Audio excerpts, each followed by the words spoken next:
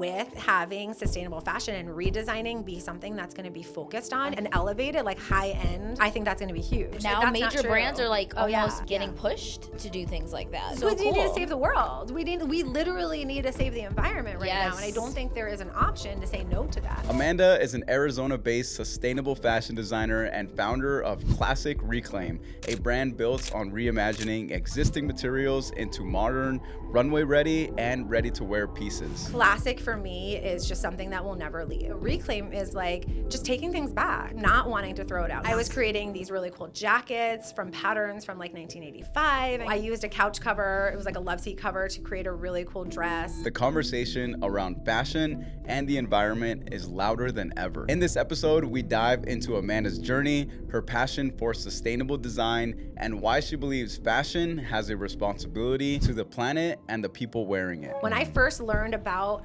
just how the clothes I loved so much at the mall were made, I was like, oh, how dare I? How dare I give any more of my money or thought to that? Just knowing that sustainability is about to hit a point where people are gonna just go crazy over it. And Yes. I've known that for a decade. What would you love to see in the industry itself at large? I would love to see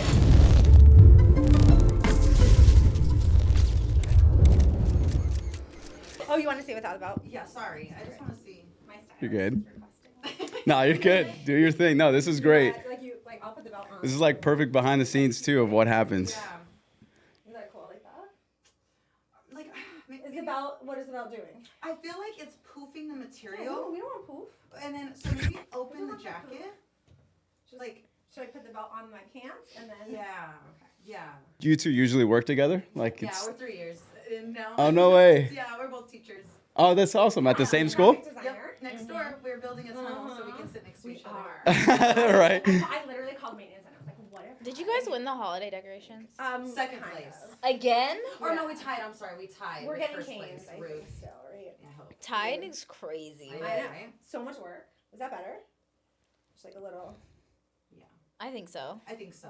So Amanda, you've been a fashion designer for many years now. You've participated as a designer in a lot of fashion shows. How did you start into the sustainability realm of fashion? Is that something like you always wanted to get into, or why did you go into that realm rather than creating it from scratch? Yeah, I think that's a really good question because I think a lot of designers don't really know exactly kind of what started them out in fashion. Maybe they loved it, but they didn't really know kind of what drives them to do what they love to do. For me, it was always a passion when I was younger to kind of take things and redesign them. I think a lot of it was out of being resourceful and not like having a lot of money to go shopping. And so just finding things at the thrift store and then learning how to, take them apart and put them back together, even like prior to having any kind of sewing experience or education. And so I think that part of me was always there. So when I went to school and I kind of learned how to do some of those other technical kind of things, combining it together just seems so natural and so organic to create sustainable fashion that was just really forward and kind of modern and chic and not, from the past, but not looking like it's old from the past. And so I think just that connection of having the mindset of like knowing that sustainable fashion is really important. And then once I got the skills, I was able to really like put it into motion. Awesome. How old were you when you first started just dipping your toes in fashion? My gosh. Well, I learned how to sew when I was like 6 or so. I was super Dang. young. Oh, wow. Yeah. My aunt went to FIT. We're from the East Coast. I'm from New York. So she was kind of showing me how to sew. I made a scrunchie. That was like the first thing That's I so ever made. cool. Yeah. Really? Which is super cool because my high school kids are obsessed. They love making scrunchies because obviously they're back now kind of in style. But just learning when I was really young and then not really knowing exactly what to do. I always knew like business was in the forefront. Like I actually started college in the business program. Like I was going for a business degree and then I had some girlfriends that were in the fashion program and they were coming home and I was like seeing what they were doing and I'm like, oh wow, this is definitely something that interests me. And so I ended up kind of swapping my major. And so I left with a bachelor's in textiles and apparel merchandising and then I had a business minor because I kind of already started doing business classes and stuff, which I think gave me just the best combination of both worlds, to be honest with you. Definitely. Yeah. And so then from there, after you graduated college, what was your first like official job Oh my into gosh. fashion? So I left. I went to West Virginia University, and so Okay. I left West Virginia, which was so much fun. And I actually met somebody there who is from Arizona. And so we were dating. I was like, let's travel. Let me go there and see what it's about. I love Arizona so much. Like I love the East Coast, but Arizona is so nice, so fun. So I came here after college and I kind of just started to look for jobs. And I was like, I didn't really know what I was going to do. I thought for sure I was going to manage because I had just got a fashion degree and I'm like, oh, this is perfect. Like, but like, nobody wanted to hire me at all because yeah, Brand it was so new. sad. Like, and I was like, I was kind of jaded about it too. Like in a way, like I look back and I was kind of like, how dare I like think that I, should have just been given like, Right.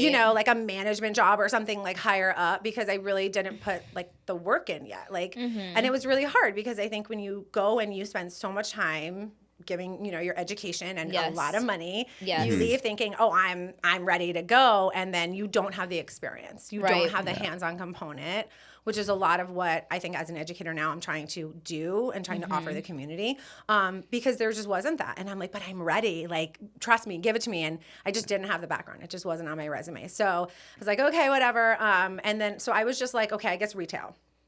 I've done retail before, like when I was really young. Abercrombie and Fitch was like my first mall job ever. And so I was like, okay, I guess I'm gonna have to do retail. I'm gonna work my way up, become a manager in a department, and that's like how I kind of break through. And so I went for an interview for the handbag like floor at Saks Fifth Avenue at the Biltmore. Okay. And at my interview, they're like, this, you did great. Like, we would love to hire you. We also have another role that just opened up, and we think it might be a good fit for you. Do you want to come meet the people upstairs? And I was like, upstairs? Like, what are you talking about? And so in the designer department, they have what's called the Fifth Avenue Club, which is a personal shopping, stylist kind of area. that's cool. Super, Really super, cool. yeah, super private. It's its own little area. And it has a bunch of stylists who have rooms, that they outfit. It's their dressing room, but it's also their office, and they bring clients in. And the main one had just hit like $1 million. And so they're like, he gets an assistant through the company. And so would you be, and I was like, yes, absolutely. So That's awesome. yeah. So I like, part of it's funny. I laugh because I think like I almost didn't go to that interview because I was so pissed that I was going to have to work like retail floor. Like I was like, oh, and then I was like, fine, I'll go, because I had already set it up and I didn't want to like burn bridges, like I already set up, I didn't want to back out. So I went in kind of really not like wanting it. Yeah. And then having them offer this insane option and opportunity for me was like, there was a reason, why all of that kind of falls into place. Like the universe definitely is putting things in areas, in spaces for you. So you always you try your just gotta show best up. too, because you just never know like what's I going to could be have around the passed corner. that up. Yeah, And there was a lot literally. of other people that interviewed for it in the store because finding out like after, like people were like, kind of annoyed that this like person who Like didn't even external work hire? there. Yeah. Yes. And so Dang. I really didn't realize like what it was, like what I had stumbled into and what kind of opportunity it was. So it was the most amazing experience ever. So I worked there for about 9 years. So Wow. almost, it was a Under really long him? time. Under that Under him, stylist? he actually Okay. hit 2 million. So we ended up getting like him, Dang, another okay. assistant, and then I kind of moved over to be the assistant for all the other. There was like 5 other personal shoppers in that area. That's amazing. But yeah, like best first job I could have probably ever, And what did you wanted. feel like you learned from him that you've started Oh my goodness, yeah. putting into your own work? So much. Like just having integrity and having just being really transparent with people. I think I learned a lot. Like I watched him talk somebody out of like a $20,000 gown one time. Wow. And I didn't understand it, because it's like when you're in sales, when you're in that type of setting, it's all about the sale, right? You're only Right. as good as your last sale, they say, right? And you're working on commission. So of course you want to make money, you really want. And so I didn't really understand it. And so I kind of asked him afterwards, like he has been my mentor for a long time. And I said, I just want to know like what happened. And he said, she told me how she wanted to look in the dress and that's not how she looked. And everybody on the It's a good floor was like stylist. gassing her up. All the other stylists, all the other people, oh my God, it's gorgeous, and she was just like feeling it. But he's like, no, she told me she wanted to look a certain way. And that's not how she looked. He's like, we'll find it for her. And like he ended up finding her an amazing dress. And so I just feel like it's that much, if you really want to help somebody and make them look good and help them feel good, it's more than just the sale. It's more than just what's out there and how much you can have them, take home. Like it really is about the relationship. It's true. And so how do you feel like you've used that mindset in your own designs? Like, let's talk a little bit about Classic Reclaim. Like, can you tell us what's the meaning behind that name? So I thought, oh my God, it took me so long to figure out all these names. Of course, you're like writing them down, you're messing around, and then you have to take it a step further because if you want to have your own brand, like you have to make sure that somebody doesn't have that website. You have to make sure somebody isn't rocking that name or using that part of it or whatever that is. So it took me a little while to go through it, just writing down different kinds of things that worked with what I was trying to do in my brand and my vibe. And classic for me is just something that will never leave. It's something that's like, a staple. It's in your closet. It's something that you can always count on and be there. And then the reclaim is like just taking things back, like not wanting to throw it out, not wanting that life to end, but reclaiming it as your own. And if that means changing it, if that means redesigning it, in any kind of way, then like that's what needs to happen to it. So taking things that you can really make yours and then just continuing them, like making them be a classic for you. And when did you choose to make your own brand? Like, was it after you were working with that stylist for so long, or did you already have aspirations for creating your own brand before kind of going there? I don't know. I never really knew that I was going to create my own brand. I mean, I knew I like to like mess clothes up and jack them up, and I like experimental. Yeah, I like to jack stuff up all the time. Cut things. Yeah, I do. And so, like, I just didn't know that it was going to transfer to other people. Like, I was doing it for myself, and I was like, oh, this is cool. And then people were like taking notice when I would go to events, or they were like, where'd you get that? And I was like, well, it's mine. And so I think it kind of evolved that way too. But like when I first started, I just kind of didn't know what I was going to do. You have so many different phases of your life. Like I'm a mom. And so I think when I started thinking about like, oh, I want my own brand, I think I like had littler kids. And so I was like, oh, I'll do like a kids clothing brand and a this or that. And it was like, my girlfriend, Ciara, was like, listen, you're not going to be in this mode forever. Like you do something that's going to be you, that'll sustain and take you, like I get it. Like you're all in this mode, but like, that's not really what you like. You know, you really need to think about it. So she's like, you make stuff and you wear it all the time. She's like, why don't you just start doing that more? Just start doing it and putting it out there and seeing if people want to buy it. And I was like, okay, cool. And so I actually I went to like a seminar for Phoenix Fashion Week, and what year was this? They don't mess around. I think it was like 2018 or 2019 or something like that. And so we went to like a little seminar, and they were like building your brand. And we went for school just to get some information so that we could kind of bring back for our lessons and stuff. It really wasn't like intentional to like open my brand or kind of throw it out there. And they were like, let's do a little video, like, explain your stuff. What do you have going on? And so I just threw out a video that they then posted online. Because like I said, they do not care. They're like, we're going to throw you into the water. Like you'll survive, which is a great way, to shake people up and, make them kind of sit outside their comfort zone. And so I put up this video, and then Ashley Page, who is an amazing person. She has a collective. She does so many different things. She messaged me and was like, hey, I'm doing Spring into Style. It's all 80s stuff. Like I saw in your video, you mentioned that you have some really cool pieces that are very 80s. And so I was like, okay, cool. So I sent her a bunch of things. I said like, no pressure. If you use one thing, cool. If you use nothing, like I'm cool with it too. Like have fun with it. And then I went to the show, and I remember I sat front row, and I just watched my items walk down the runway. And it was first like time you've ever seen it. First time ever on a runway. Like I don't even think I ever photographed anything, to be honest with you. I think someone else wearing my stuff, that was literally the first time I saw someone wear my stuff. So, and it was crazy. And it wasn't just one, it was like multiple pieces and accessories and just really cool things. And so, I don't know, I just sat there just like, I could feel this sense of like urgency come over me that like, this is it. I finally found what I want to do. And now I want to make more. I want more people to wear it. I want to see a show that's all my stuff around the runway. So that was it. Like after that, I was on a mission for sure. Wow. And that was 2018. So you got into like the Phoenix Fashion Week kind of community first, and that's where you started meeting kind of a lot more people. Yeah. When was it where you started? Like, because that first design or those first clothes, did you already have those like ready, stored up, or did you kind of have to create them for that show? Yeah. And then when did you start creating shows or creating clothes for the next show coming up, or like any particular show coming up? I love that because I think it's definitely changed a little bit from the beginning of when I started to put shows on. My first show, like giving her pieces, was kind of the first time on the runway, and they were pieces that I had already made, things maybe I wore here and there kind of thing. And then the second time I created a show was for the Garment League. I was in the polyester show, which was my first ever like real runway show where it was my stuff.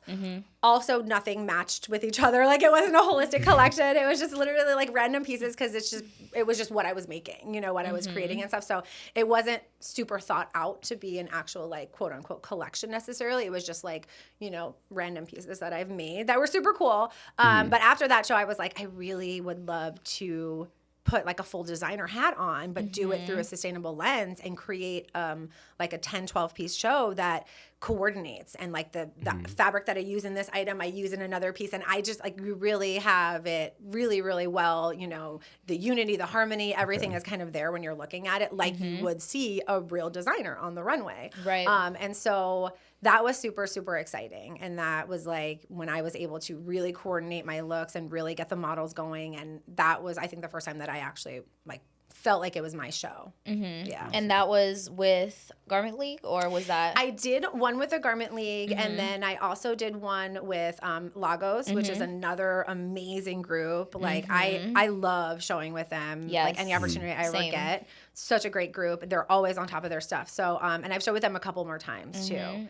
Was this COVID? Because I remember the shows in 2020 on my end as a stylist, and they were very unique. Like, because there was the Garment League, the mall one where the models were behind the windows, and then the Botanical Gardens filming. Was that the one you're referring to? No, I didn't do the Botanical Gardens. I did do the one where they were in behind the windows. The windows. On Central. Over there on Central with the Garment League. Yep, that one was pretty cool. But also, you're right. Like, it was such an interesting time. Yeah.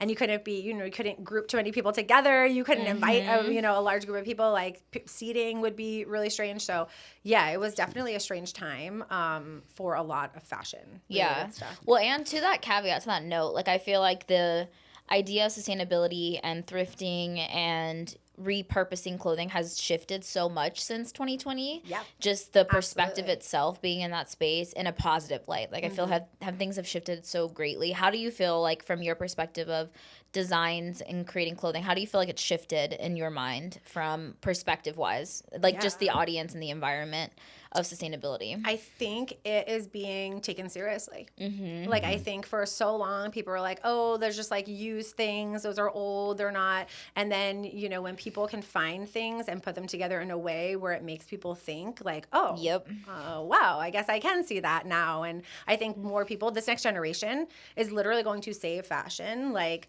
as much as I hate watching them, do TikTok dances in the hallway all the time, like, oh my God, what's going on? But all they're so cute. Words. Their outfits of the day. But like, I love that. Like, I think they should be proud. I think they should want to dress really unique and not want to look like everybody else. Like, when I was growing up, I was born in '83, so I'm like a '90s kid, right? '90s, 2000s. So I was a mall rat. Like, I literally like lived at the mall, and so I think a lot of that definitely was not, in the intention of being sustainable. And so reliving, I feel like I owe it. I owe it to kind of the earth. I owe it to people to like counteract all of that fast fashion that I was buying in the 90s. But no, this generation, like, they love it. Yes. They love looking for unique things. They love putting together outfits that look like nobody else. When I was younger, you wanted to look like everybody. That felt like you were part of it. It felt like you were, popular or in the mix, like, not standing out was what you wanted. And I think nowadays it's all about standing out, and it's all about, the unique creative way that you can put clothes together. And then the education part is really cool. Like, I meet so many young people that want to learn how to sew. That's amazing. And like, this also kind of like thrifting was definitely something you were like, oh, that's old. That's, nobody does that anymore. That's for grandma or whatever. And it was definitely not considered something cool to do. And now we have all these teenagers like upcycling and redesigning and doing all these things. And so it is like really cool. So it's changed. That's an exciting thing. Yeah. What would you say was one of like the toughest pieces of being a sustainable fashion designer? Like, is it like finding the clothes or like storing it, or what would you say is Oh my just one of gosh, the storing hardest things about it? I think the hardest thing about it is showing the process of it. And I think that's where I kind of fall short a little bit. And it's something on my like list of how to get better at showing the process. People want to see the dirty work. Right. And I don't think they do. I didn't think they do. I know they do for sure. But I was like, you do. You want to sure? see all of that? Are you sure? Like, it's not that cute, but I think, using the technology and being able to create videos and things where they can see from start to finish, like, I think that definitely is going to make it be a little bit more real and like something that's going to stay.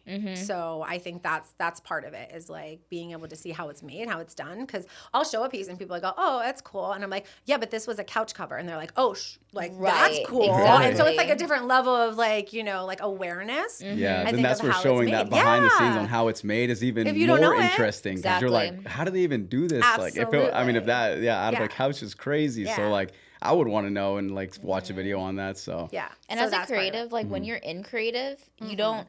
I was literally just having a conversation the other day with someone about this. Like, you don't realize how unique your mind is until you talk to someone that isn't like that. You're like, Yeah. oh, like this is this and this, and they're like, I'm sorry, what? I know. And you're just like, yeah, Yeah. I mean, duh. And they're like, that's not normal. You need to show the know. process, Yeah, like, exactly. Yeah. because you just think Yeah. it's just like whatever, because you're so used to doing cool stuff and uniqueness and seeing the visions. But there are people out there that don't have that brain and are seeking that vision, Absolutely. seeking that video from you, or just Yeah. seeking the process. Yeah. And I think that's really important, because well, talk to us a little bit about that, the process itself, and going into education. I know you briefly mentioned that you're in education.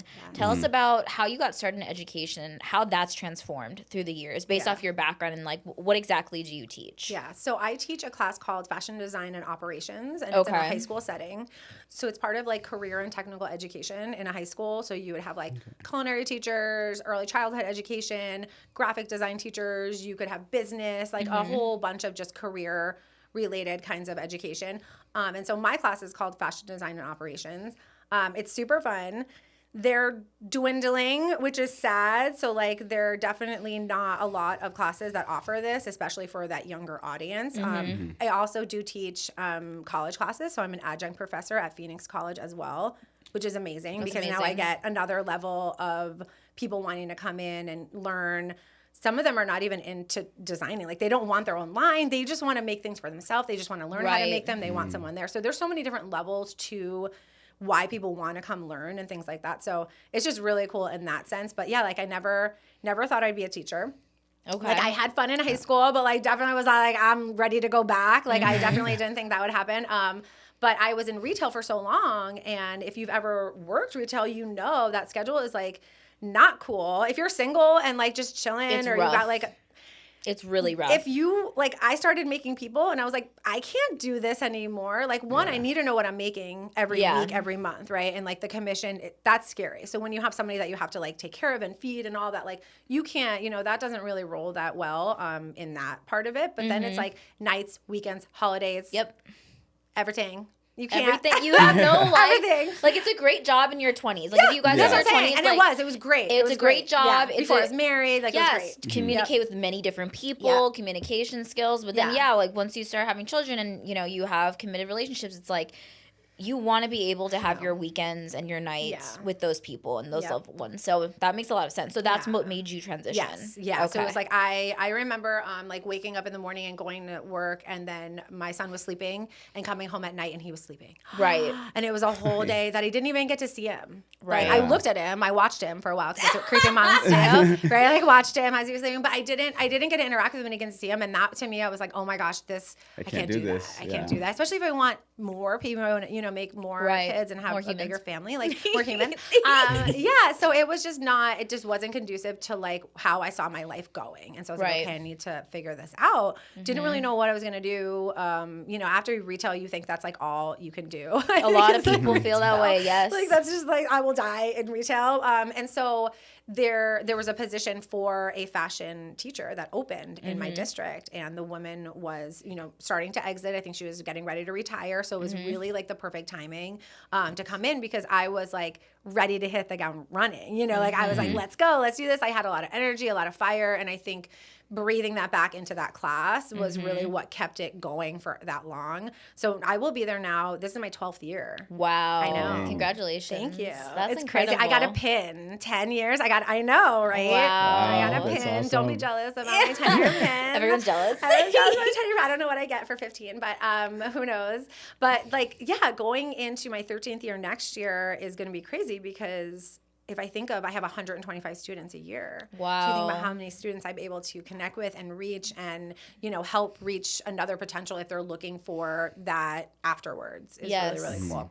That's so cool to think about. So how do you come up with your curriculum? Like, is that something that the school does for you, or do you have like a certain method that you teach them? It's kind of a two-parter. Like we Okay. get standards from the state that like we have to, you know, teach, which is, you know, underneath the class or whatever. And so we have to kind of hit all those standards. There are certain ones that we deem more important, like essential, they're crucial. Okay. So like if this student leaves here, what do they need to absolutely know, right? Like we want to get them as ready as we possibly can for whatever post-secondary level they're going to. Like, are they going right to work? Are they going to college? Are they going to part-time and they're going to work and go to college? Like we need these skills, you know, so that they can transfer to like wherever they're trying to go.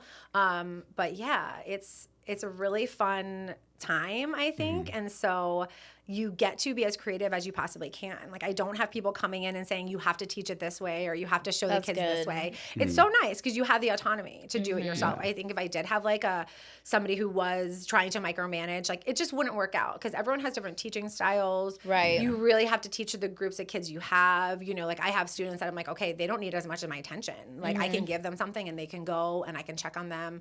But these kids, like I need to sit with them and do this. So there's so many different ways that you can go about and you have these little subgroups within your class. And you just have to learn how to kind of manage those. But as far as like, I can teach the standards however I want, which is so fun. So if I want to teach it, like when I teach color, we'll go do tie-dye or we'll do, you know, so Really like I cool. can do whatever I want as long as they're getting, you know, that information within the standards. They take a state test at the end. So they have like it's a 2-year program. So they have me like 1 year and then the next year they'll either come back or they'll come back a second year after. But it's a 2-year program and then they take a state standard or a state test and then they get like a certificate. So they basically, it's really That's cool. So cool. they basically can kind of show proof like, hey, I have learned all these things. Here are all the state standards. I tell them that because I think about when I went to get a job and I didn't feel like I had like any kind of background. I tell them like, this is so great. You can put this on your resume. You know, you can show them because if you're going into a job and it's between you and someone else that might not have these skills, that might not have sat in a classroom in high school and learned how to do inventory, learned how to do, you know, other things, you're going to get the leg up. So this is definitely something that you can add. And you spent 2 years here. Like you should leave with something that, you know, is proof of your work. That's amazing. Yeah, it's a really great opportunity for them. And that goes for every CTE class. So they get a certificate from the state showing that they've mastered whatever those skills were within that class or whatever. Do you have any success stories of any students that you were teaching and then now they're off doing big things? Yeah, I have some students that have gone to the FITM ASU FITM program, which is a really amazing opportunity. I've had other students who have just started trying to produce a line of clothing, which I think is really great too, because that takes a whole nother set of skills and set of, you know, priorities. And it's tough either way if you want to go back, you know, go into school and kind of keep going. But yeah, just seeing them kind of grow and honestly seeing them do just something they love, I think is just super important. That's You awesome. know? Do you invite any of your students to like fashion shows? Like if you're having one, have you invited any to see your work? I've kind of threw it out there a little bit. Phoenix Fashion Week, I did have some students kind of come see me when I did the last community night, which is really cool. A lot of my college students will come because they're a little bit older, so they're definitely able to come to more like events and parties and things like that. And I think it's really cool because, you know, and I don't knock people who are in a classroom teaching, but I think there's some things that can be said to someone who is not only teaching it, but they're living it and they're doing it in real life. I have a lot of other teachers that own their own businesses.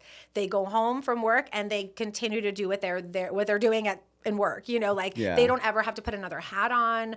Maybe they just pile the hats on top of the one, but like, you know, they're not fully changing who they are, having to, you know, they do that because they love it and they do it. And that's probably the best thing about having a teacher like that or mentor is someone who's also in the game, because you're able to just give them from your experiences, anything that you notice, like you're able to tell those students about Yeah. that. So and it just keeps them more prepared too, and knowing how it actually works in the real world, like outside of the class. So It's true. that's awesome. And then you're also showing that you also have designs, and you're also spending your own time out of school that's doing it. So. It's so fun, and I think they think we like sleep there or something. Like if they ever see us outside of the classroom, they're like creeped. They're so weirded out. They're like, "What are you doing here?" It like, is weird. Oh my it's so god, we crazy. all have seen a teacher. Come on, Right? Like, Yeah. what are you we've doing? seen a teacher outside of work, and we're just like, why are you Yeah, out? like, why what? are you out? Like, You're alive? not supposed to be in a public place. Yeah, You're it's supposed to be in crazy. school. So I think it's kind of weird to see them outside like that, but no, it's amazing. It's so rewarding, and like I honestly don't think I could be doing anything else right now. It's amazing. How many fashion shows have you done during the time that you've also been a teacher? Like, Yeah. do you kind of do do you have those videos that you show in the class, or? I do. You So do? we do. Oh my God. Okay. So this year I did. We do something where they have to like profile an icon. So it can be Okay. a fashion icon, it could be a music icon, but somebody who has like a level of fashion that you want to kind of show. So they have to research, basically a little research project. So they do their research project on their designer, and I do mine. I do me. So I was gonna say, someone do me. Yeah, I did my Give own me- research project on myself, and I put all the PowerPoint slides together. And so when we were going through, I said, okay, I'm gonna show you me, because I think they don't realize like Yeah. I do so much outside of school, and I don't think that they see that part of it as much as I would like them to. And it's like, no, I'm actually like living this. I'm trying to Right. do it. I'm showing things on the runway, like, and it's so funny because we just had a guest speaker. We love bringing guest speakers like COLLEEN, but Tony James came from Throne of Grace. Okay. And he's so fabulous, such a great guy. And he's like, do you guys understand your teacher is like in fashion shows? Like that's where I met her. Literally. Like that. And they were Right. just like, what? So I think it's really cool to show them and have them see that it's like it's happening, and I'm definitely like, you know, practice what you're preaching. yeah, I'm part of it, and I think it just solidifies the fact that I know what I'm talking about when I'm in my classroom. to be And you're honest. like, yeah. and this is no offense against anyone else, but you're also like in it now versus like if there is someone that was in it and back in the day, Yeah. fashion has changed so dramatically in how things used to be versus how they are now, just with social media, digital age. yeah. Like, and not to say, I think their historical knowledge is really important, but you're giving them the realistic of like, this is the now and what's happening. So they're very prepared about what the now actually is versus like reading it in a book, because that's a completely different vibe than what it is now. Absolutely. So I think that transfers to like when you think of like fashion shows and doing things like that, like the way that we saw fashion shows go on and models and what we saw on the runway has changed so much. So if you were not really understanding that and you're trying to like create, you're like, you're not picking the right models, or you're not, so like you do. Everything has really made such a transition to being like just fully acceptable to everything. And I think that's like what has to be, just shown. So how do you go about choosing your models for shows, and like what would you say is your process when it comes to models and lines and things like that? Because I know we briefly touched on it before on your selection process, but how does that work for someone that like is a fan watching this? Yeah. Like Oh what my would you gosh. say?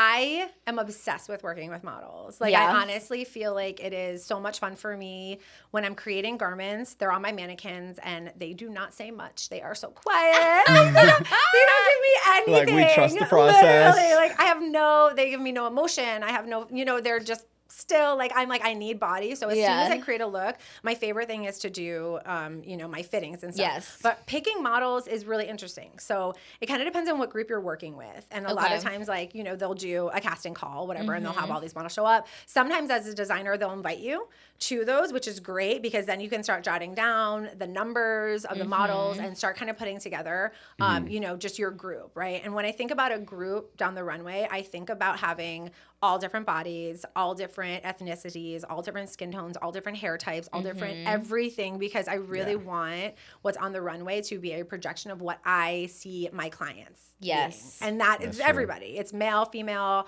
A lot of my stuff is very androgynous, so I like to transfer clothes to males or females depending on what show I'm doing, just to show people how that can happen and how, you really can wear anything. But it's so special. So I really like to make sure that I have a variety of difference. And if I choose, like there's been times where I've chosen models, I've sent it to the people, they've sent me back, and then I've looked at my models and I'm like, these are not going to work. Right. Like I appreciate it and I love it, but would I be allowed to swap a few of these out? You know, can you give me another selection and, you know, and kind of go there, because if you don't control that narrative, they'll control it for you. and then it's literally a vision of you. And Right. if you do not want people to think that that's how you think, then you have to really be very careful with, you know, how you select that part of it too. So I think It's true. that's really important. I think the models are really important. Obviously, like making sure they have all the other things in production, hair, makeup, all of that like on lock too. But I do think that like the models, that's a serious selection of the people who you want to convey your message down the runway. How And many that's really shows did important it to me. take until you got to that point? A couple. Because Yeah. at first when you're working, you just like you're scared. You don't like, think I you don't about have it, or you message. don't You know what I mean? know. Like, yeah, Yeah. you totally are like, oh, whatever you give me, I'll take. You know, Yeah. and then Right. and then I started to be like, I don't know if this is like what. I don't want people to think this is what I'm showing. I don't want people Right. to think these are the only types of people that I want to wear my clothes or that could or that, you know, so it was like, then I really had to be. But I think also in that time, the industry started to understand that too. Right. I think so. I I think really that a feel lot like- shifted. yeah. Like in 2019, 2020, I think a lot shifted. Yeah. And it caused a lot of people to raise question of, especially large conglomerate brands, raise questions of why is there not diversity? Like I think like Rihanna was a great example of someone Yeah. that did Yeah. that. Like her brand Fenty and just everything she does is so inclusive. So it's just, I think that the environment started shifting and it caused parties like in Arizona and just all over it to shift with it because it was demanded. Oh, it was it like, needed to hey, happen. like this is not what the normal community looks like. This is not realistic. No. So 100% agree with you. So what would you say is your favorite collection? I know you're biased to everyone, but I'm very curious Oh my to gosh. know. I created 2 collections probably most recently that might be considered to be my favorite. There are 2 that I really want to expand on. And Okay. so I've only done like 3-4 pieces in the collection, but they're definitely worthy enough to create more. The last one that I just did, I showed with Phoenix Fashion Week, but I also showed at an event with Copenhagen Furniture. Okay, that's cool. Which is kind of weird. I know. It was through Green Living magazine. Okay. And what we were challenged to do, I've worked with them quite a few times in the past. They're a great magazine, great entity for the community and sustainable fashion. They're like super, super into it. Okay. Yeah, they're super good. But they challenged us to use fabric from Copenhagen. So That's it like so cool. literally Interesting. like got like couch fabric and leather pieces and all of this stuff. And it was different because people don't expect that type of textile to be used Right. in other places, right? And I love it because I love structure. And so if you're using interior fabric, you're going to 100% get that structure and stuff. So Yes. I was creating these really cool jackets from patterns from like 1985 and kind of redoing them, like just really cool stuff. I used a couch cover. It was like a love seat cover to create a really cool dress. It's very light, very kind of see-through, very vintage. There's lace and leather and just, it's just really, Ooh. really Fun. cool. But for me, I'm like, I am hungry to like expand. On Like I that. still have a lot of fabric left over because my goal is to like use everything. So even when I Right. do something and I cut it, those scraps don't go in the garbage yet, like until I cannot use any of it. But that's my goal because that's the way that I'm able to make all of it cohesive and I'm making Right. it unified and I pull it together like a real designer does, right? Because I don't want to say real designer. So I'm definitely a real designer, but you know, when you see those designers that they go to the fabric stores and they pull off the bolts and they're pulling for multiple pieces in their collection so they look cohesive. Right. And for me, it's different because I'm limited to what I'm getting. I can't just go back to the Goodwill or back to the Right. thrift store and say, hey, I need more of this fabric. Like, Yeah. no, like you get what you get. And so Yes. for me, it's really cool. Like, for example, the couch cover that I use for a model, her mom was like, I literally have fabric that looks just like this at home. And she That's brought it and gave it to crazy. me. That's She was like, use awesome. it. So now I can make like a gown or something, like something really big and it'll look just like this other dress that I made. So I just feel like there's so much power in that, like really finding things, but making them connect in a way. And the more I talk to people about what I do, the more love I get. Like the more people want to give me things and they want to help me and they want to like, so I really feel like it's special. And I think people understand how like needed it might be too, which is why Yes. it's so And clothing has memories and emotion, right? Oh, yeah. Like if there's something like memento wise that like a client gave you where it was like, hey, like my grandma, this is her prize, Yeah. but can we recreate this into something else that I could wear in her honor? Like there's a whole That's so nother side cool. of thrifting Oh, yeah. and things that are very emotional and like hold energy in ways that is like really, really powerful. Yes. So like I know you have clients that you work with consistently. Like what would you say is your process when it comes to your clientele that you work with? And like what are they requesting things like that? Are they requesting specifics? Like tell us a little bit about that. Oh my gosh. I have so many cool things like happening all at the same time, and they're all like, I have clients who I redesign personal stuff for them. So I'll go to their house, I'll bring my sewing machine, we'll look through closets. That's so cool. It's so much fun. Like I have a few clients that I do that often with, and then they'll thrift, they'll give me stuff, and they'll say, hey, I want to do this to it or whatever. So that's super fun because that's personal, like really, really personal redesigning. And then I have a client, like for example, I have a new client who is a friend, but she's like, hey, my dad passed and I have all of his ties. And I really want to do something cool with his ties. Like what, and so we came up with a really cool blazer. Oof, and we're going to take the lapel and I'm going to pattern the lapel and then I'm going to use his ties to create a new lapel to go onto it so she can wear it and it can be a memory of her dad with her. So it's like things like that are so special and so unique. Like, yes, maybe you'd see something that looks similar to it, but they're not your dad's ties, you know what I mean? They're not, you're not able to carry him around, So I feel like that is so special. Like I've done things where I've recreated like wedding gowns for people. Like I had a friend in college who, her mom was like, wanted to give her a gown, but she was like, I don't really want to wear it. Like the way that she has it. I do like parts of it, you know, I like the concept of it. But it's not my style, and you can't expect, generational style to kind of transition. So she's like, what can we do? And so we found another dress and then we started to pull off components of her mom's dress and add it to the dress. And the whole time we're not telling her mom we're doing any of this. Right. We bring her in for her first fitting to see, and she just was like, oh my God, my dress had that on it. She just started pointing out things that were on it to the point where she just was like, this is my dress, right? And so it was just so special because it was really the combination of two different worlds kind of coming together, but the sentiment was still there. The memories that were, you know, infused and kind of like stuck in that fiber was still there, and they went with her to her wedding. And so I just feel like it was really special. Like there are reasons why you can't get rid of stuff. Even if you're not going to wear them or, so I feel like maybe it is my job to come in and try to find things like that. That's so cool. That's awesome. Like putting together stuff like that it has like a background or it has a story behind it and then making a new piece out of it. That's awesome. And some of those experiences you said, like that's super creative too. Like you have to have that creativeness in order to create something brand new out of random stuff. Like everything's been made. Like I don't think there's going to be any like new clothes that are going to be like we don't need new clothes. We do not need anything new. Like everything is here. And so really messing with the different styles and the different textiles and things like that. That's how you're going to create new stuff, right? Things that we haven't seen before. Yeah. Right. How do you come up with your creative process? Is it like the songs that you listen to or going into stores, or how do you come up with those ideas? Oh my God, it's like everything. It's everything and like nothing at the same time. Sometimes I have no idea what I'm gonna do. Like I'll walk into a store and I'm just kind of like walking around and something will catch my eye and I know exactly what I want to do.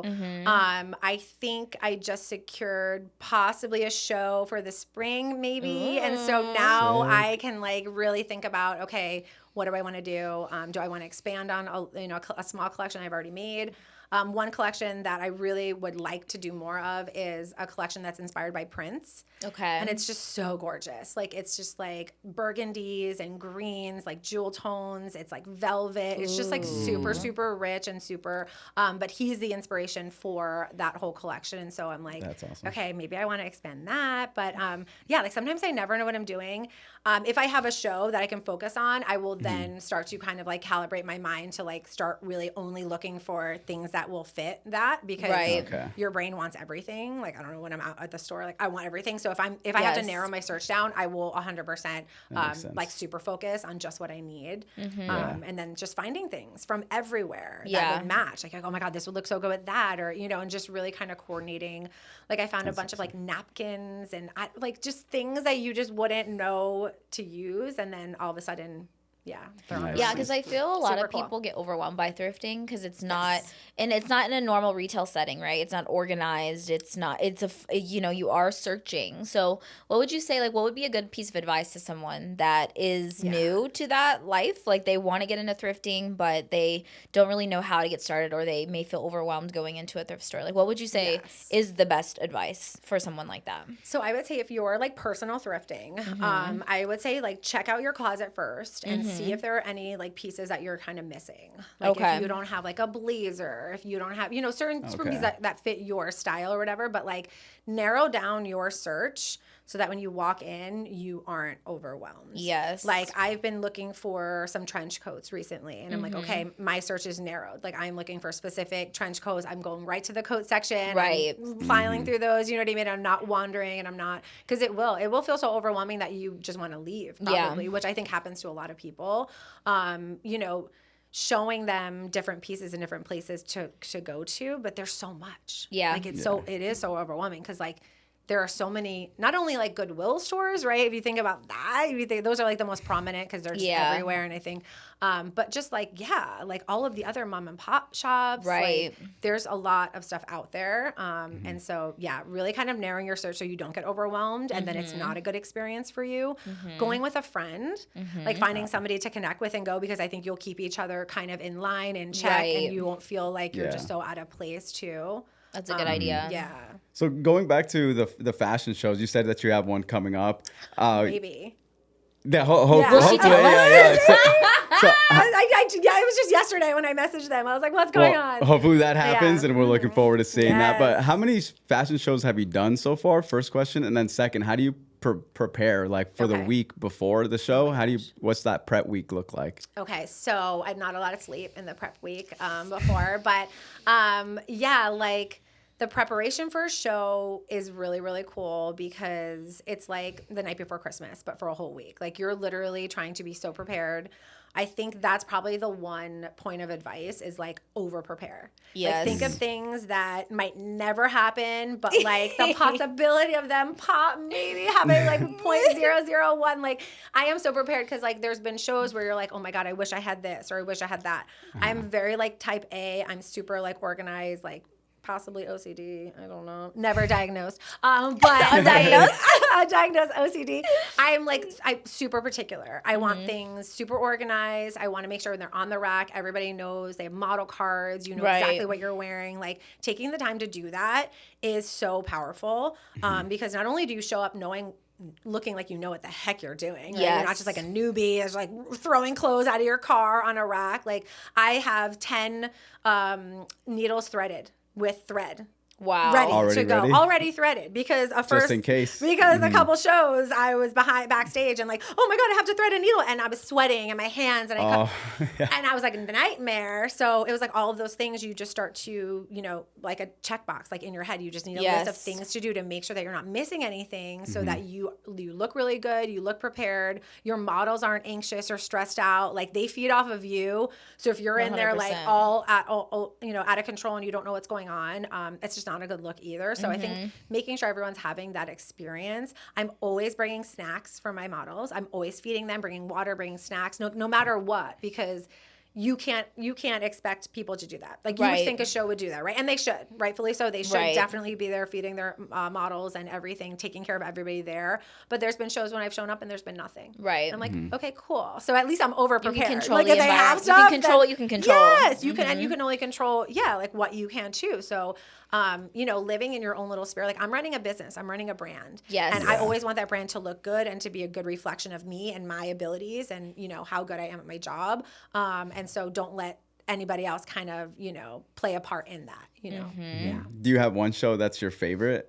Like one that you maybe made the best clothes, or just the Ooh. people that were there, like in the audience? Probably Is there anything one? that I was a part of. Or Oh my gosh, right? Yes, actually. Okay, it was the Lago show where we did it on top of the hotel. Oh yes. And it that was a good at show. night, and it was super cool. And I did a whole 80s vibe, and I had That just was a like beautiful tons show. of really, really cool clothes on the runway. That was a really fun show. I was. think the energy was there. Like the fact that we were on top of the building and like looking over all downtown Yes. was just super cool. But everyone's vibe was just like on point that night. Like It was a great, oh my God, we're great having night. such a good time. Like On a the rooftop models- is sick rooftop. too. That's Yeah. a cool place for a show. But then it was crazy because that show happened and then the On Central show happened the next week. Were you a part of Okay. both? Because I was a part of both back to back. I don't and it remember was if I did. insane. I don't think I did the On Central that year. Then. Yeah, it was. Wait, it wasn't On Central. It was Luxon City at the time. Oh no. But yeah, it was a back to back situation, like weekend after weekend, and I was my like, "This is a gosh. lot. This That's is a too much. lot." Yeah. Like people that did the back to backs, we were all just struggling. Like I can't No. believe we did that. That's a whole process. To It have was to a then do lot. again. Like yeah. and it was different. I had 2 different collections, so Okay, it was okay. just like, why did I do this? But it was worth it. It was fun, but it was just like, wow. Sometimes you can't say no. Like sometimes you're just like, okay. And then it's like sometimes, and I feel Yeah. like you're very similar in my sense of like the rush, like you get like you kind of feed into that energy, Oh, yeah. like the rush, you just get like, oh, so excited, and then like Yeah. you're just in this mode where Yeah. you're like, ooh, I'm very inspired. Everyone around me is very inspiring, and that show was very much that energy. Like the crowd was great, the vibe was great, the Yeah. models were having a great time, so That was fun. everybody was Yeah. feeding off each other's energy in that show. I feel so. I agree. I definitely agree. That was a really amazing show. Yeah, that was fun. Also, how do you keep yourself motivated? Like, let's say there's maybe a year that isn't as good as the previous years. Yeah. Like, how do you keep yourself motivated in those years to keep yourself? I think like I don't think there's a stop button to be necessarily like I don't think I have a stop or a pause button. I think I'm just kind of always like recalibrating and refocusing. So if I'm quiet for a little bit, it's just because I have something in motion and I'm not Yes. really like out there kind of talking about it or like but I feel like just like knowing that fashion is so amazing and just knowing that sustainability is like about to hit a point where people are going to just go crazy over it. And I've Yes. known that for a decade. Like to me, that motivates me because I'm like, this is about to pop off. Like Yes. people Yeah. are showing at New York Fashion Week with sustainable redesign They're shows. they're, like they're you're saying kidding that. me. That's what's crazy. Did you hear about the Goodwill know? experience? Like in New York Fashion Week's happening currently. Yep, So yep. It's crazy Yeah. though, coming from our experience of being at a time where that wasn't even being mentioned. You would never even be You would not invited onto a mention runway, that. I don't think. And that's what I No. thought too. I was like, Yeah. I'll only be like locally on a runway. Like you know what Yeah. I mean? And I was like, cool, but like now that's not major true. brands are like Oh, yeah. almost like getting Yeah. pushed to do things like that, and that's so We cool. need to save the world. We literally need to save the environment right now. And I Yes. don't think there is an option to say no to that. I think Right. people are rejecting fast fashion. I think once you understand really like where it is, how it's made, where it comes Right. from, all that, like you are disgusted by it. You Yeah. honestly are. Like when I first learned about just how the clothes I loved so much at the mall were made, I was like, oh, how dare I? How dare I Yeah. give any more of my money or thought to that? Because that's really, and you can't unsee it. Like Right. you really can't. So I feel like it's a bad thing sometimes, but I'm just like, I wish everybody could see it. I wish everybody would Yeah. sit there and they would watch documentaries about it and they'd watch, just the ways that people are being treated so Yeah. that we can wear like a cute knockoff $5 top. And on top of like the treatment, and on top of that, the quality is just not the Absolutely. same. No. It's like the material is not. It doesn't last. Yep. Like I just Yeah, feel like disposable clothing. That's what I called it Yes. in college. Like you didn't care if Yes. anybody wore it. You weren't that like, pressed about it if it, Mm-hmm. ripped or whatever. A couple washes, right? So a few washes, which means that the integrity of the sewing is not there, right? Right. They're sewing it really fast. They're making it happen so fast on a level that there's just not enough time for quality. Right. Mm-hmm. So it just can't, it's never going to happen. I don't thrift things like that though. And that's the other thing is like, it's Yeah. unfortunate that there's so much of it out there. there is. But I don't usually, that's not what catches my eye at the thrift store. I want older things. I want Yes. things that are well made, things that have like really good foundations inside. Mm-hmm. You can open them up and you can look at stitches, you can look at seams, you can look at how Look at buttons are put tags on, too. Look at tags. Tags are a huge That's indicator. huge. Really, why? What's up with tags? So tags like Yes. like okay, Yeah. so Amanda Oh my bought me gosh. this. I gotta know. This I gotta fit. know. So there's like sick. tags in the 80s and 90s. Like usually it's showing the designer's name. It also will show like the sometimes it will get specific with the person. Like the tag is a good indicator of how old it is. Yep. I was told that very early on when I thrifted. But you can definitely probably explain it better, like from a tag perspective. There are a couple pieces of like key information that are on tags. Like you have a care label tag, you have the designer tag that'll say the name, and you can definitely tell It's on the quality back of the it. shirt, Yeah, right? it Okay. shows the back of the Very shirt. vintage, too. And if Okay. there isn't a care label on the back, it's probably in a side seam somewhere. So I'm always kind of Okay. lifting up and looking, but it has to tell you where it was made. So the country of origin, so where it came from.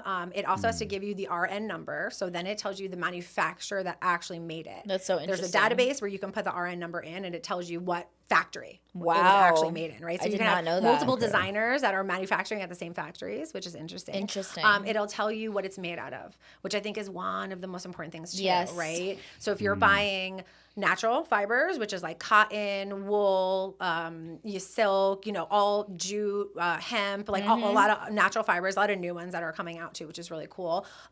Those are great. Those exist naturally in the world. We can take them and they can regrow. You know what I'm saying? So those are great. Those are usually ones that you want. When you start to find synthetic fibers, those are man-made fibers. Those are literally plastic. It's petroleum oil that is pushed and squeezed through tiny little holes. So they look like fiber. So they look like Interesting. you can weave them. And then they're woven in. So a lot of times you'll have like a cotton poly blend. It'll be 50% cotton, but then 50% of that material was blended with polyester, which is a synthetic man-made fiber.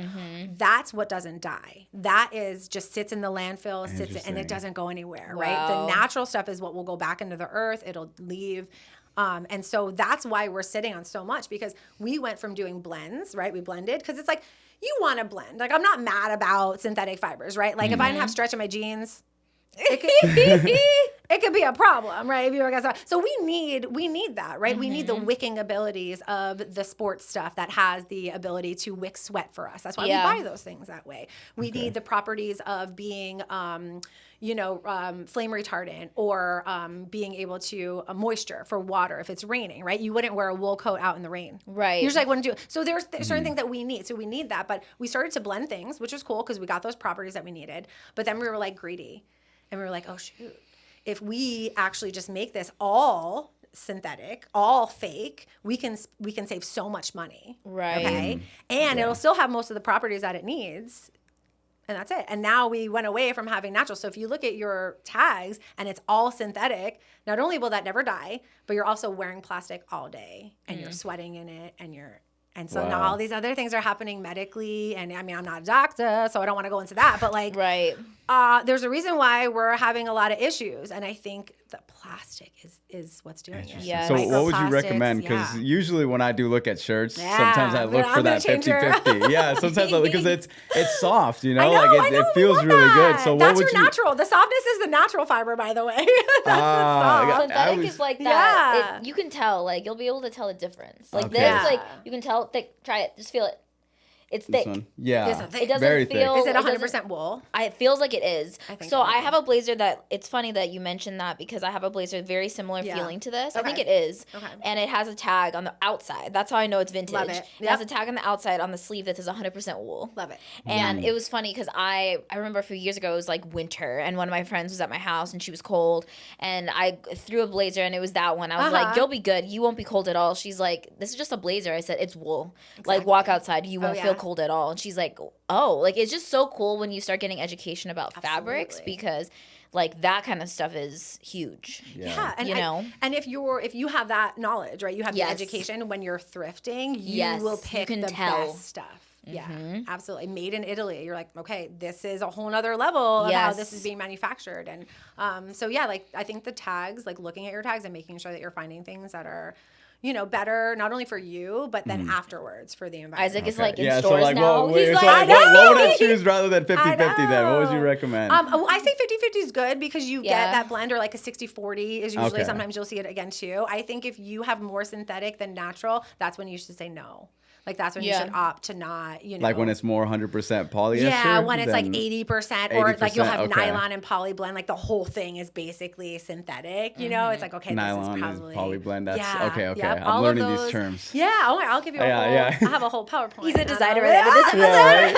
Yeah, if it doesn't naturally occur in the environment, then it's man-made, which means that it has to be made in a factory, using petroleum oil. And so, it's so just never going to interesting. go anywhere.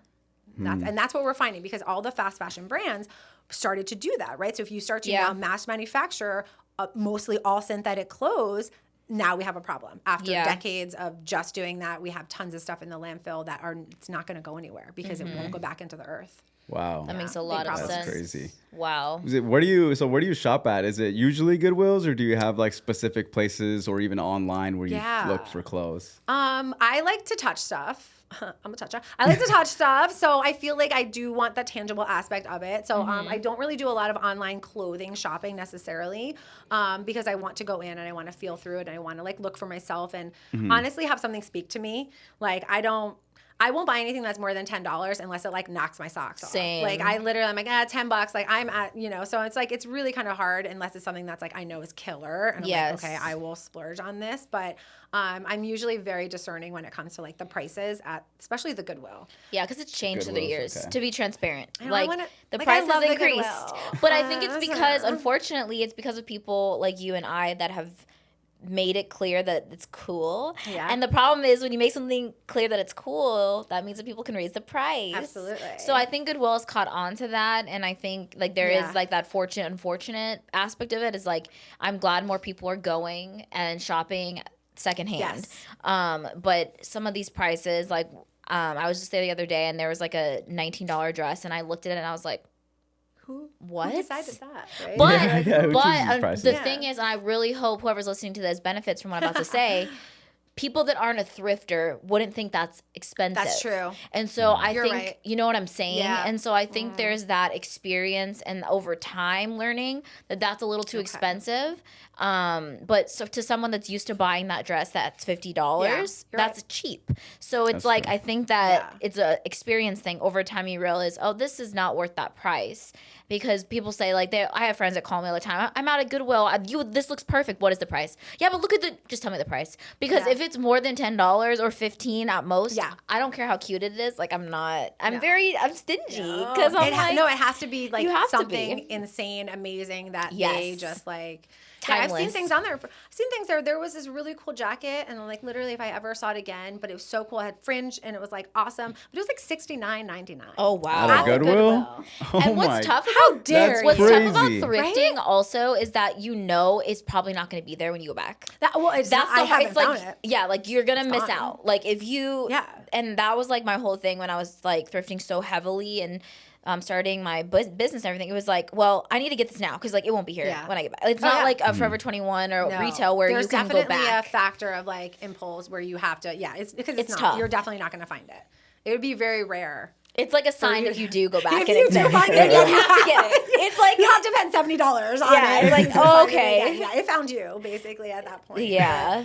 No, I find it crazy just because of the way that their business structure is now. I think that the transparency is not there. I think people don't realize that they are not anymore a nonprofit. They do profit from people dropping things off behind their buildings. That to me is a little interesting. And then having the there's no kind of like rhyme or reason to the prices. No, depending I on what agree. store you go to. And so that to me is a little bit annoying too. In a way, I'm like, okay, maybe I get some good deals from that. But then also in a way, I get gypped out of things that I could buy because somebody priced it for a crazy price that doesn't even warrant that price. So it's kind of like, who are you? It is so And it's tough for the everywhere. communities that are going to Goodwill for different intent, right? Like just to the undertone of it all, right? Like they're going because this is what they can afford to buy and they're buying for family and you know what I mean? Like that also is an aspect that's hard to think about is okay, this is tough because this is expensive and you know this family is trying to clothe all of their kids for the new year and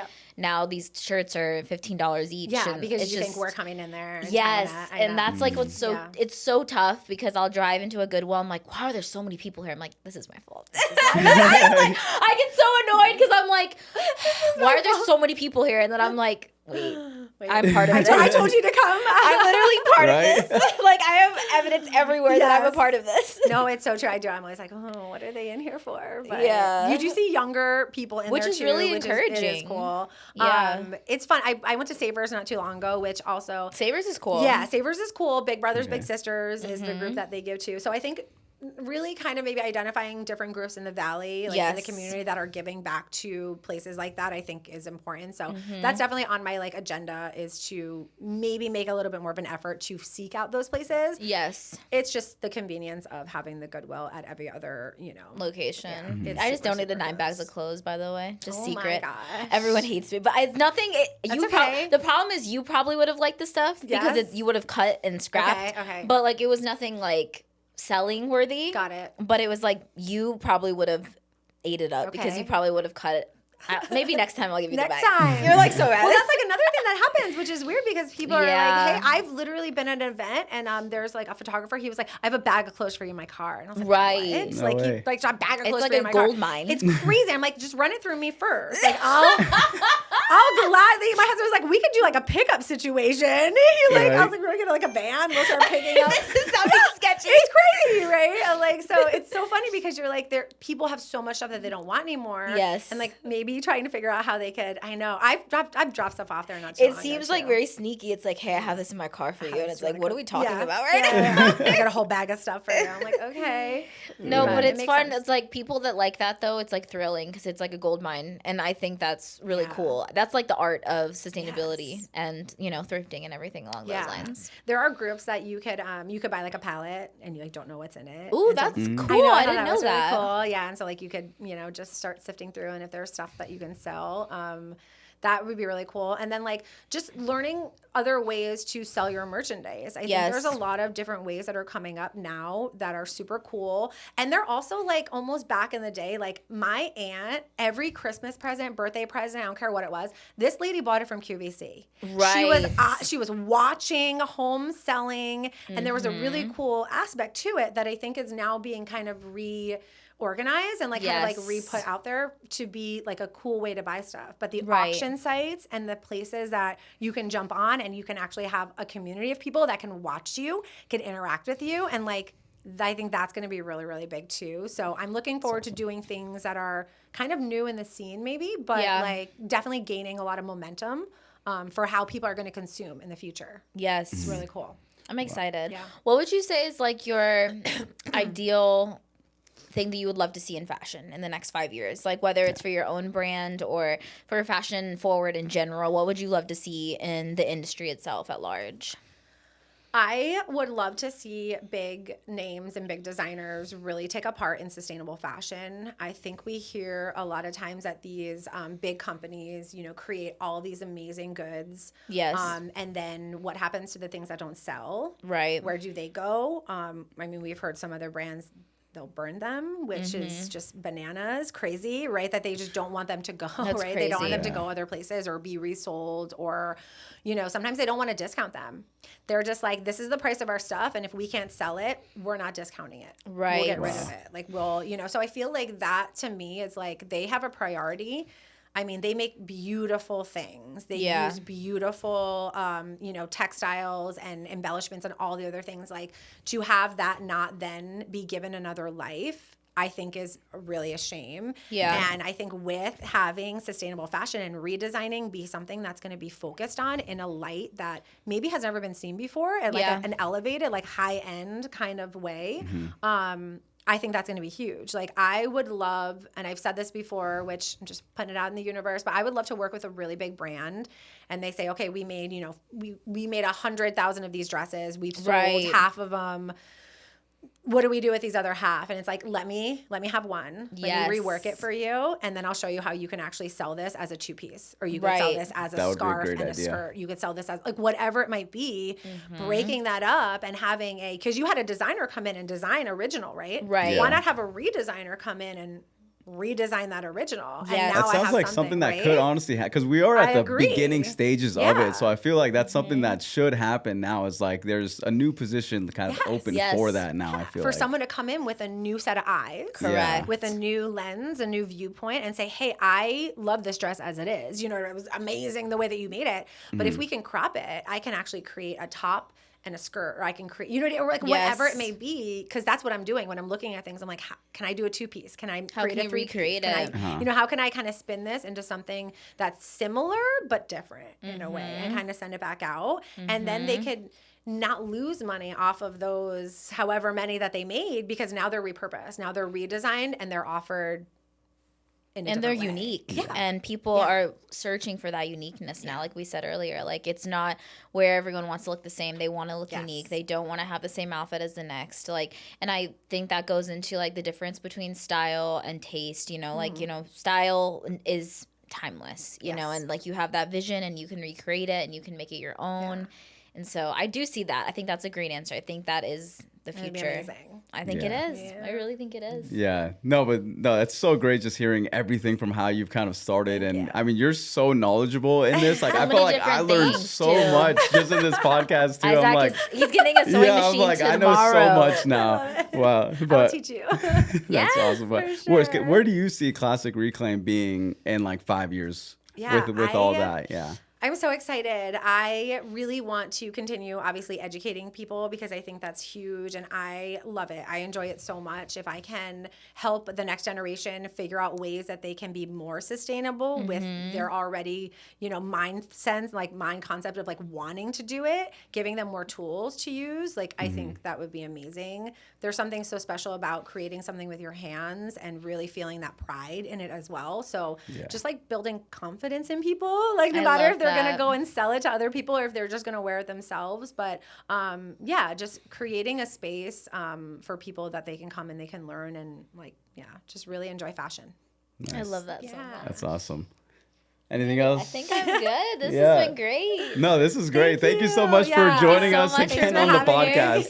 Yeah, Yeah, no, for I sure. felt like this one, we dived in a lot more into like really your thought process rather Yes. more than like the runway type of Yeah. situation we had in the first one. So like, yeah, like I said, I learned a lot. Felt like I learned so much. Now I'm going to be going to Definitely. like, I always shop at Ross. So like Okay, now I'm going there yes. and like looking at all the Look tags. at the tags. So no, I love that's it. awesome. Well, thank you so much Yeah. again Thank for joining you. us on the Thanks for having me podcast. Here, yes. Awesome. Cool. If you guys enjoyed the video, be sure to leave a like, subscribe if you're new, and we'll see you guys on the next episode of Hot Shots. Bye, guys.